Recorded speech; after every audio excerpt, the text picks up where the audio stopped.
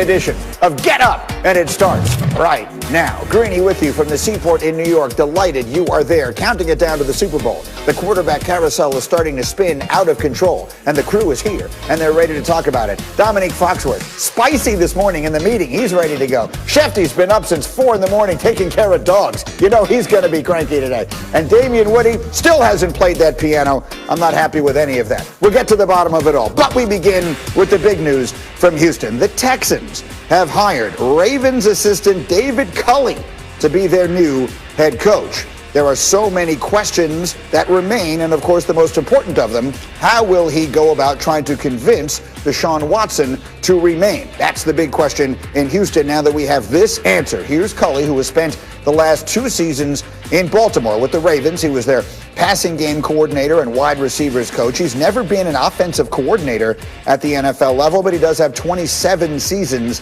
of NFL experience as a coach. And so let us get Shefty into the conversation here. Let's start with this, Adam. What can you tell us about the hire? Well, I think the Houston Texans, Greeny, were looking for somebody who projected a CEO type of image. And David Culley is a man who has been in the NFL since 1994, as you mentioned, never been as much as a coordinator, but he does have a command of a room. He does have the respect of his players, and he did work with Andy Reid for 16 seasons. And so we've seen the Sean McVay effect, and now we're seeing the Andy Reid effect on a lot of people other than Eric Bieniemy. So David Culley comes from being an underdog to becoming the head coach of the Houston Texans. And as you mentioned, the biggest challenge that he will face is trying to change the mind of Deshaun Watson. But even before David Culley was hired, Chris Mortensen was told, I was told it would not make a difference who they hired. Deshaun Watson felt the way he did. His feelings would be unable to change. And again, they could have gone a lot of different directions here. They opted to go to David Culley, the Texans did. We'll see if that has any luck with Deshaun Watson. I'm skeptical that it will, but David Culley is going to have a big challenge on his hands cleaning up the mess that is in Houston with the Texans. Right, and so let's pick it up right there, Shefty. This was the move that we were waiting to see. Clearly that nothing was going to happen as far as Deshaun was concerned until this decision got made. So now what happens? We assume Culley will meet with Deshaun and try and work that. What happens from here as far as Watson is concerned? Well, you said we'll assume that David Culley meets with Deshaun Watson when, to my understanding, the organization has reached out to Deshaun and he has not responded to their communication. Now, maybe something's changed here in the couple of days that we don't know, but I don't think that they've been able to reach him, no less meet with him. And David Culley, you would hope and think, would ask for and try to get a meeting with Deshaun Watson. Again, I'll go back to saying I'm skeptical that will happen. So what will happen next is they'll see with their new head coach, with the staff they put together, and oh, by the way, there's a real chance that Josh McCown is going to be a part of this new coaching staff, the Texans having interviewed him for a head coaching job last week. But there's a chance that when they put together their staff, they're hoping that whatever they do is enough to help change the mind of Deshaun Watson. But as we've said all along, this was not about the coaching staff. This was not about the general manager that they hired in Nick Caserio. This was about the organization. This was about the owner, Cal McNair. And this was about a man who, in his own mind, I think, has moved on and now officially wants to move on. Okay, and so there's the latest there, and that certainly does not sound optimistic in Houston. Neek and D. Wood join the conversation here. Neek, what's your reaction to all this?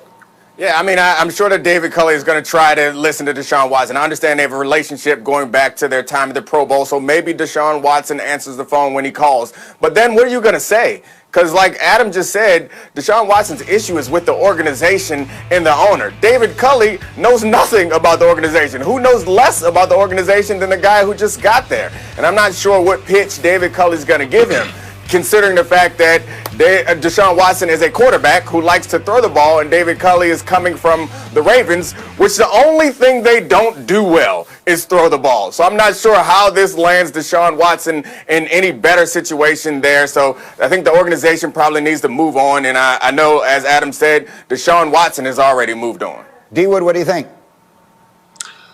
It's not going to make one damn difference. You know, everybody pretty much said the same thing. To me, Deshaun Watson seemed like a man of principle. You know, and that goes directly towards the interaction that he's had with ownership.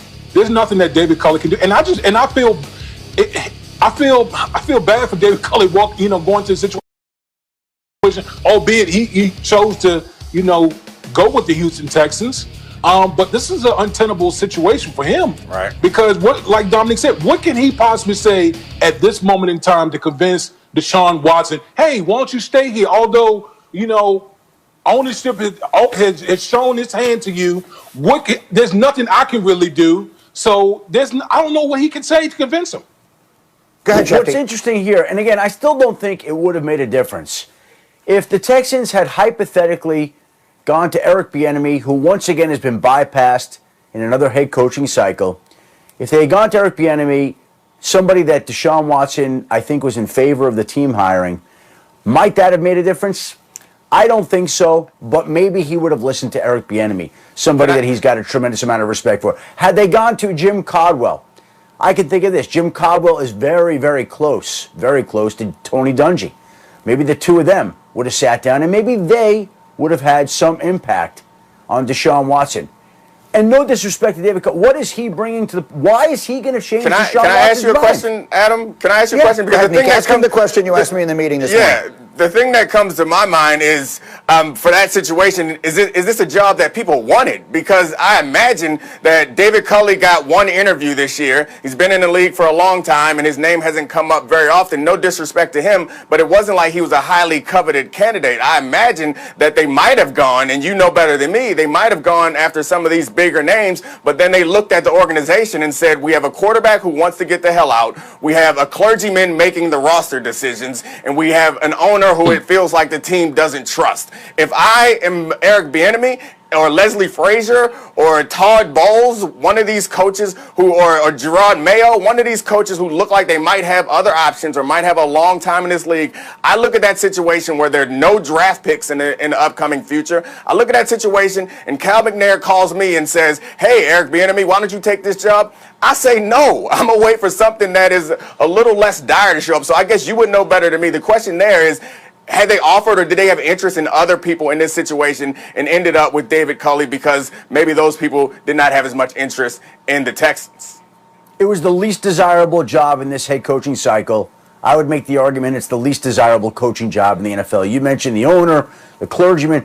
The general manager had no idea what he was stepping into when he was hired away from the New England Patriots. It was only a couple of days after that word got out that Deshaun Watson wanted no part of the organization.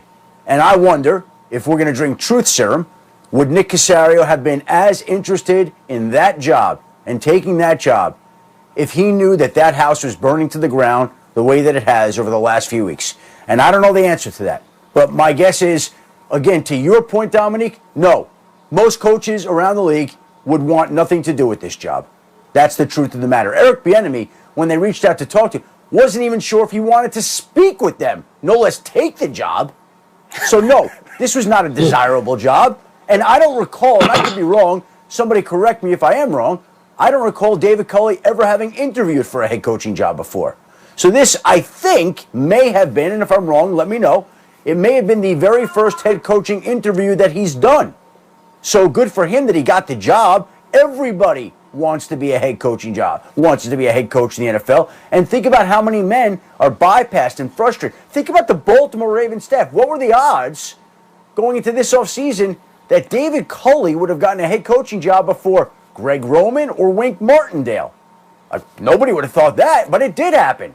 Right. Okay. And I'm sure, Adam, you agree with me that it's not to suggest that David Culley's not going to do a good job or doesn't deserve the job, but it still came out. Yeah, it still comes out of no. I just want to make it clear. It still comes out of nowhere. We all are happy for him. Hope he does well, but it's a surprise, and it suggests to me that nobody wanted that gig. We will come back to this, I promise. We have much more to say about this, and again, we will see the next big shoe to drop, obviously, will be the one worn by Deshaun Watson. We'll come back to it. Meanwhile, Shefty, I want to go back to something you posted on Twitter earlier this week. This was a tweet, and it says, there are roughly 10 quarterbacks locked into starting jobs for opening day of next NFL season. This is expected to be an unprecedented offseason of quarterback movement. My over-under of teams changing quarterbacks this offseason is 18, and I'll go with the over.